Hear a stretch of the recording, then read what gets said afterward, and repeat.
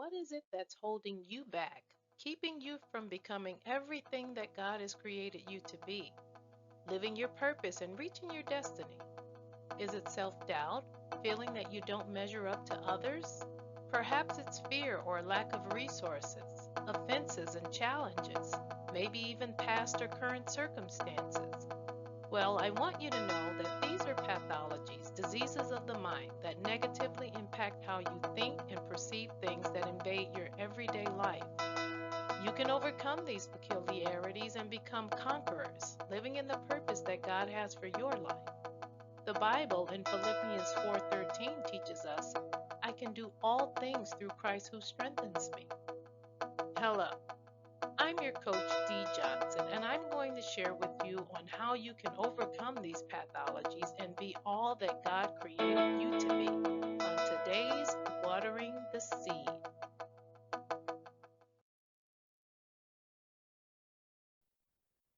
Welcome back to Watering the Seed, where we don't just talk about growth, we cultivate it. We cultivate it. Hey, Seeds, today's conversation is for my men.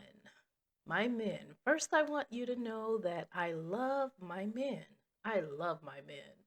I really do. I really do. And I don't believe in male bashing. We don't do that over here at Watering the Seed. But there's something you guys need to know. And I'm not saying this, to shame you or to drag you, but to sharpen you. Because misunderstanding women doesn't just cost you cherished relationships. No, it costs you wisdom. It costs you your alignment and often costs you the very woman who elevated you in the first place. Now, I'm not saying that to be arrogant or anything like that, but we know we're all adults here and we understand that some people elevate other people, be it male or female, but we're going to talk about how the woman elevates the man today. Okay? So, let's talk about something I see happen way too often. A man gets into a relationship with a confident, beautiful woman. Her beauty radiates from the inside out, and suddenly attention shows up. Oh, yes, that attention. This draws attention, men. When you have a beautiful woman on your arm, it draws attention, and you guys know that. You call it arm candy, okay? So you know that when you have a beautiful woman on your arm, it draws attention. But you're thinking it's drawing the attention of other men. Men are looking at him. They are. And because he has the attention of the fellas, the women are also paying attention. Oh, yes, they're paying attention as well. He's walking taller, smiling a little harder, or maybe a lot harder. Big old smile. And somewhere in his mind, he starts thinking, hmm, wait, did I just unlock a new level? I got people who never paid me any attention. Now they're smiling and looking my way and giving me conversation. Yes. Oh, yes. Let's just pause right there a minute. Because most of the time, the attention isn't about you at all. It's not. And today, I'm going to help you. I'm going to help my men understand why that is. Now, before I go any further, I want to welcome my newbies. I want to welcome my newbies. If this is your first time visiting us here over at Watering the Seed, your presence here today helps Watering the Seed grow far and wide. So thank you, thank you, thank you for joining us today. And to my everyday seeds, thank you. You tune in, you engage, you encourage, and that waters my purpose. It does. This is more than a podcast. This is more than a podcast. It's a shared journey. Thank you for allowing me to share your journey. I appreciate you. I appreciate you walking with me. So thank you. Now, I remember when Mr. Harvey addressed the topic of why men cheat. There were mixed feelings about it because some people heard explanation and mistook it for, permission. Some felt seen, some felt exposed, some felt uncomfortable. And if you don't know who Mr. Harvey is, I'm talking about the Mr. Steve Harvey extraordinaire.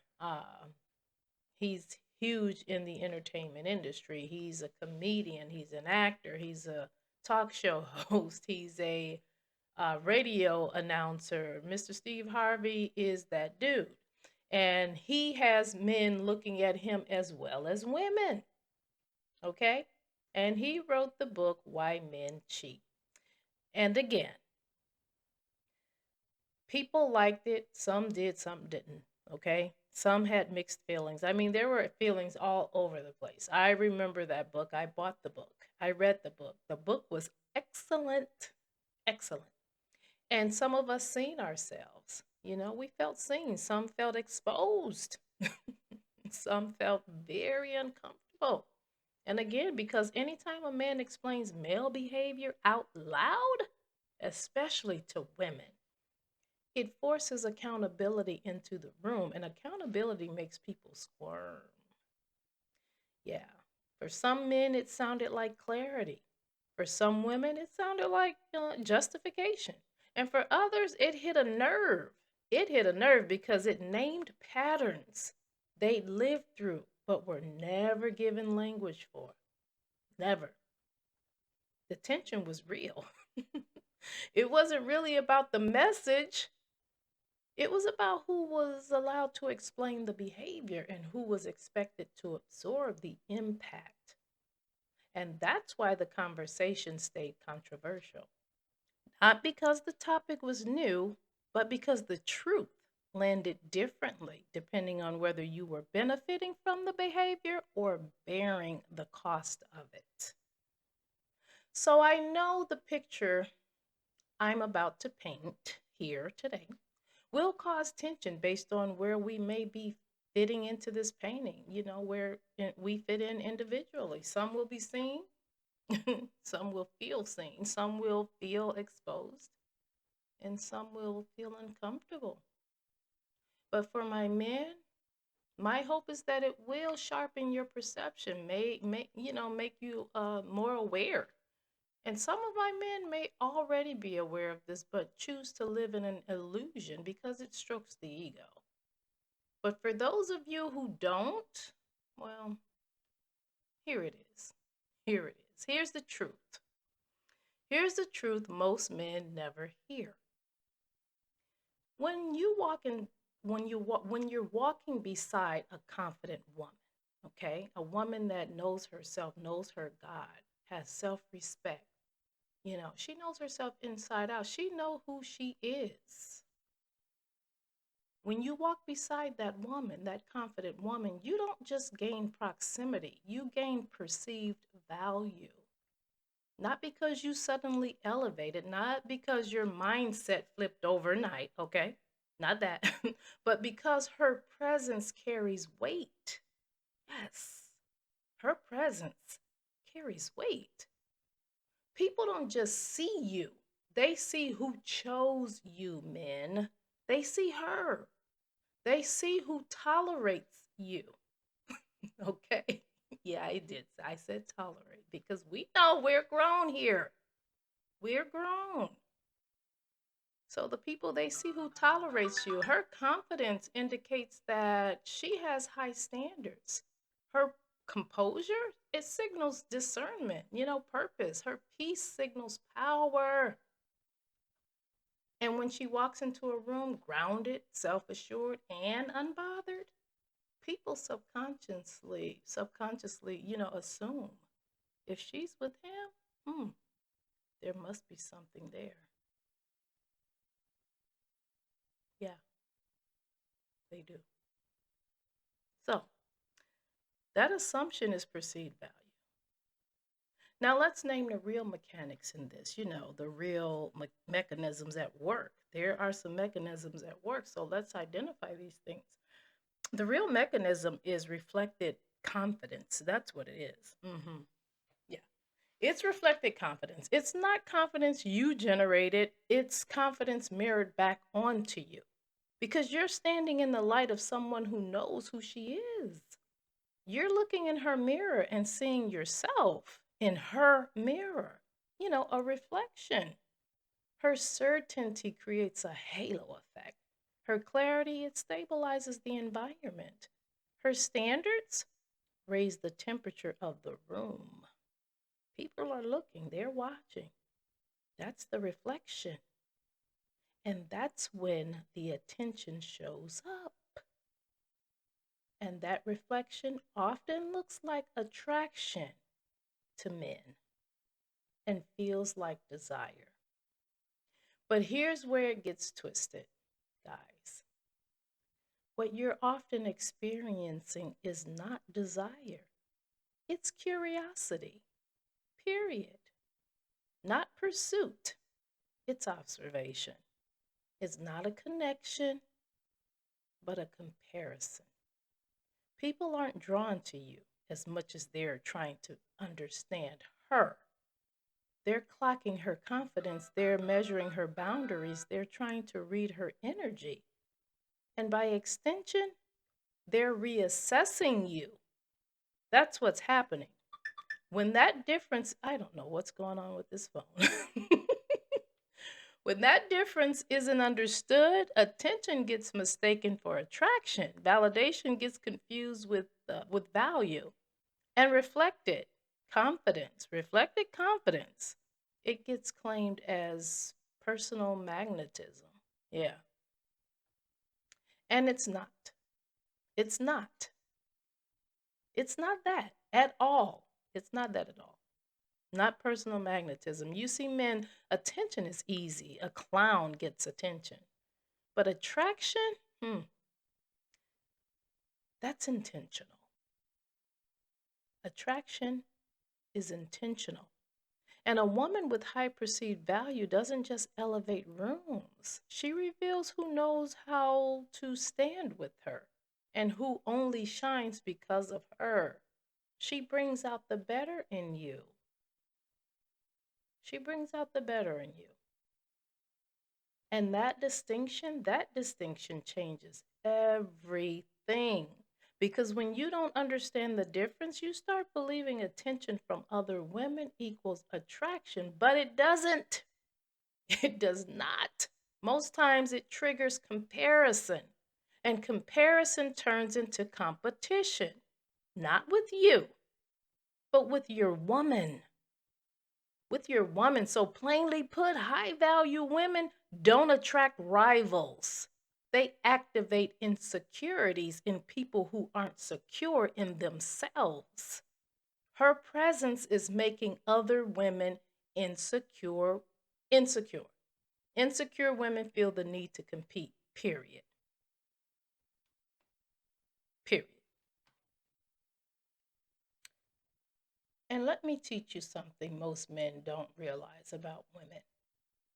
Most of you guys do not realize this about women. Guys, not every woman who smiles at you wants you.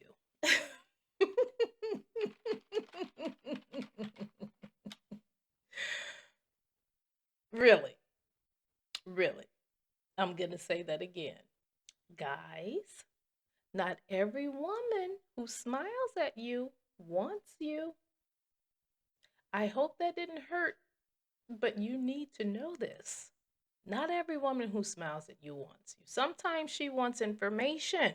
She wants to know about your woman. Like, what does she see in him? What does she see in you? How did he get her? If she wants him, what did I overlook? What am I missing? Hmm. That curiosity is often mixed with comparison and not romance. Trust me on this. It's not romance, it's curiosity. That curiosity is often mixed with comparison, not romance. For some women, especially those still battling insecurities, another woman's confidence feels like a mirror projecting their insecurities back to them. And it is. That's exactly what it is. And flirting becomes a test, a self check. They have to check themselves to see if they got it, whatever that is. It's a way to measure themselves against her. But what they're measuring can't be measured, not against a confident woman who has it all together, who knows who she is. That's why they feel the need to compete. They don't have what she has. Otherwise, they wouldn't have to feel like they have to compete with anybody for anything. It'll come to them. Okay? It's not a pursuit of you. And if you misread that moment, you will chase an illusion and abandon something real. Now, here's where many men lose their footing. They do. They start believing the hype. Yeah, first. They start believing the hype. They start believing the hype. They think, I must be him. I'm that dude. I didn't know I was this guy. Ooh, I've arrived. They're looking at me. And instead of honoring the woman who elevated their presence, they start entertaining energy that was never meant for them. It was never meant for them. It was meant for the woman. That energy was for the woman you have on your arm. And let me say this and say it plainly. If your confidence only rises when women notice you, guys, you were never confident. You were externally validated. It's superficial. If your confidence only shows up when women notice you, compliment you, or respond to you, that isn't confidence. Not at all. That was external validation. Real confidence is self-generated. It exists before attention does. It stays steady with or without applause. You don't need people's reactions. External validation, on the other hand, is conditional. It's conditional. It rises when someone looks your way. It drops when attention shifts away from you. Your confidence leaves. That's external validation. It needs constant reinforcement to survive. That's why some men feel powerful in a room full of women and invisible the moment the room changes. Yeah, that's what that is. And if you don't get it, let me explain again the difference, plain and simple. Confidence equals I know who I am. That's confidence. External validation equals tell me who I am. One is grounded, the other is borrowed. And if you don't know which is which, here it is again. Confidence equals I know who I am. That is being grounded. That's confidence. External validation equals tell me who I am. That's borrowed. And the moment they stop telling you who you are, you begin to feel less than, like something's wrong with you. And that causes you to perform, to be validated or revalidated. And chasing validation will always cost you to become unaligned, especially with your mate. You're out of sorts. You're thinking out of alignment. You're out of sorts. And let me tell you, let me tell you why this matters in a relationship. Let me tell you. When your confidence depends on being noticed, you start chasing attention instead of building character. Your character takes a dive, and you find yourself doing almost anything for this newfound attention, this fake attention. And now you are living in an illusion. It's fake, it's not reality. And that's how attention gets confused with attraction. Curiosity gets mistaken for desire. And competition gets mistaken for interest. It's competition, guys, and not with you, with your woman. And you mistake that for interest in you. Mm-mm. Mm-mm. Mm-mm. Especially when you're standing next to a woman with a high perceived value. Mm-mm. Her presence may attract eyes. It does. But if your confidence spikes only because of that attention, you're not standing in your own light. You're warming yourself in hers. You're getting warmed up. You're getting warmed up for the trick, for the trickery. Confidence doesn't come from who notices you. It doesn't. It comes from who you are when no one is watching. That's confidence. Now let's talk about the woman involved. A confident woman doesn't compete. She doesn't chase. She doesn't negotiate for attention. She knows who she is. She knows her God. She knows herself. She knows her certainty. She knows who she is. And she knows that she doesn't have to compete with anybody because she knows that the moment she starts competing with them, it lowers her value because she succumbs to something that's lesser than.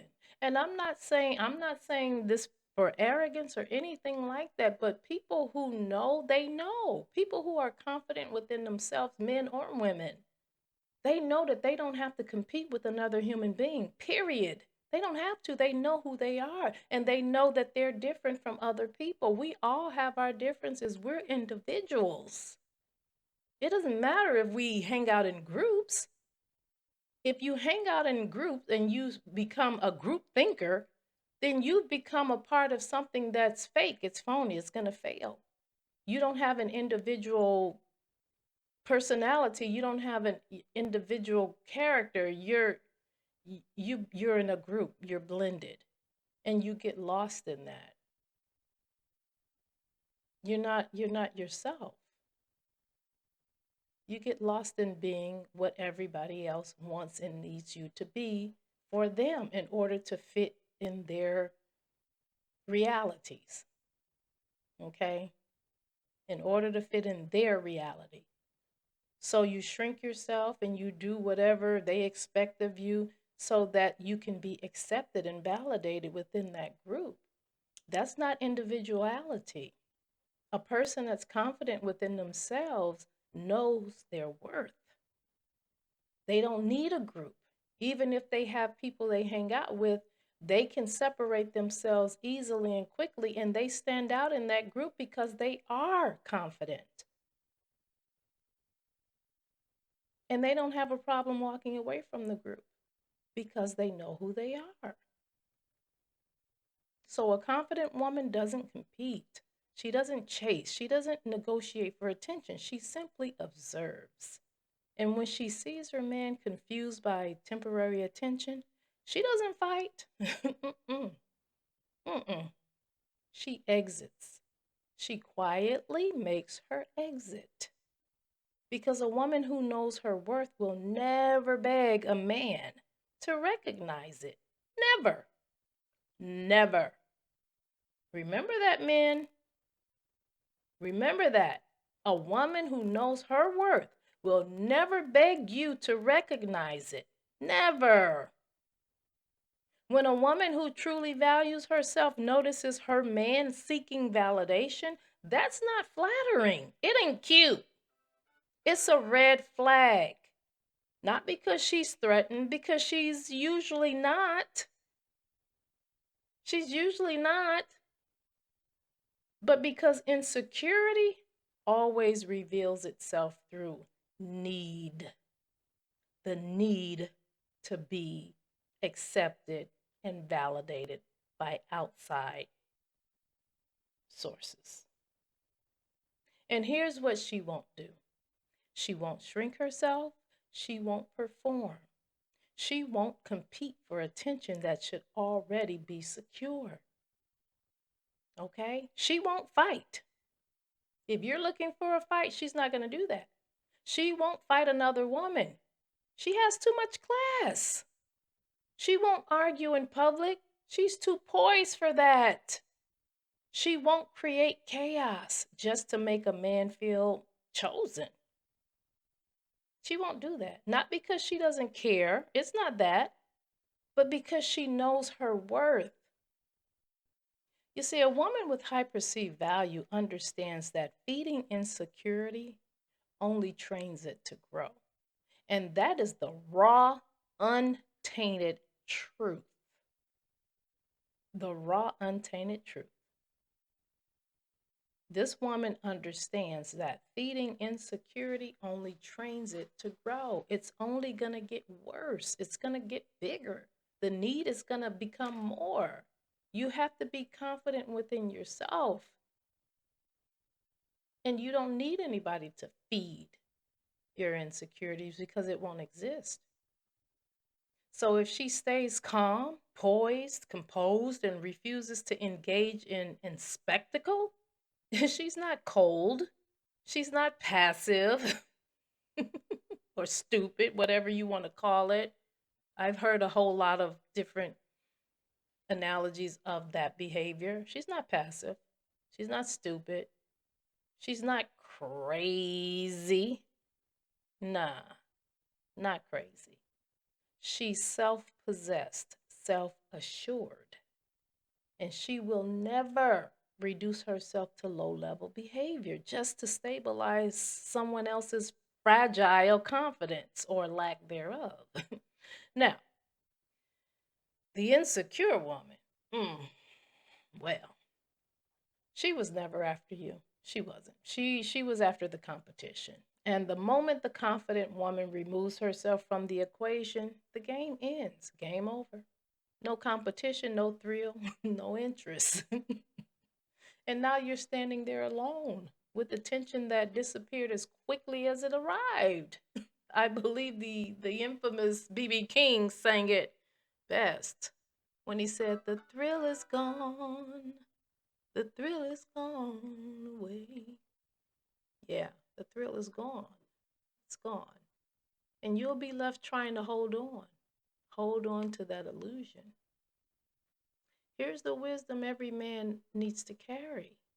You must carry this, guys. Understand it. If attention increases when you're with her, that's not your glow up, that's her influence.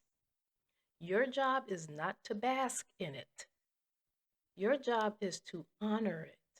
Because the woman who adds value to your presence is not someone you replace, she's someone you protect. Protect. You're the man. Scripture says a man that finds a wife finds a good thing.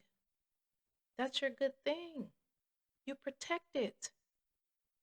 True masculinity is not proven by how many women want you. It's not proven by that. It's not proven by how many women want you. It's proven by how well you steward the one who chose you. That's what it is. That's true masculinity. Man, if this message challenged you, well, good. Good. Growth doesn't come from comfort, it comes from clarity. So if it challenged you, good. And clarity says this: you might be a little cute, but the woman beside you might be the reason anyone noticed you at all. And when you understand that, you stop chasing illusions and start building legacies. That's how men grow. That's how relationships last. Okay? That's how purpose stays aligned. Yeah, that's it. So I've held you guys long enough. I'm going to wrap this up. So until next time, Seeds, this is Coach D. Jackson saying, I love you. I love you. I love you. Now, water what's real and grow what lasts.